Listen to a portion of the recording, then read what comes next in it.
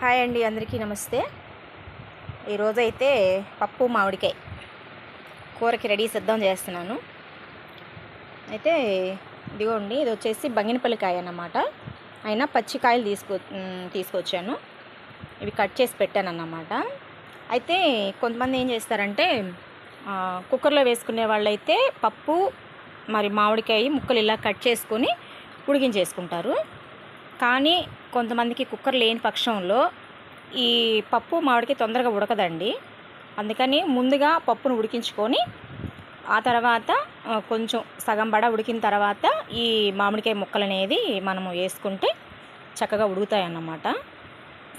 ఇంకోటి, ఇప్పుడు ఈ పప్పు మామిడికాయ తర్వాత వచ్చేసి మామిడికాయతోటి ఇంకా మామిడికాయ పులిహోర చేసుకోవచ్చు. సో కాబట్టి కేవలం మామిడి పండ్లు అప్పుడే తింటాం కాదు, కానీ మామూలుగా విడిగా కొంచెం వీటిల్లో కొంచెం సాల్టు, కొంచెం కారం మొత్తం కలుపుకొని తిన్నా కూడా బాగుంటాయి. కానీ అలా చేస్తే ఎక్కువగా ఇప్పుడు టీనేజ్ పిల్లలకి ఉప్పు కారం అనేది ఎక్కువ తగలకూడదు, వాళ్ళకి కోపాలు ఎక్కువైపోతాయి. అందుకని అలా కూరల్లో మ్యాక్సిమం పచ్చికాయలు కూరలో వేసి, లేదంటే పులిహోరలో చేసినా కూడా మరి కరెక్ట్ పొజిషన్లో అందుతాయన్నమాట వాళ్ళకి పోషకాలు. సో కాబట్టి ఈ విధంగా నేనైతే రెడీ చేసుకుంటున్నాను. మీకు కూడా మామిడికాయలు అందుబాటులో ఉంటే పచ్చి మామిడికాయలు పప్పు మామిడికాయ చేసేసేయండి.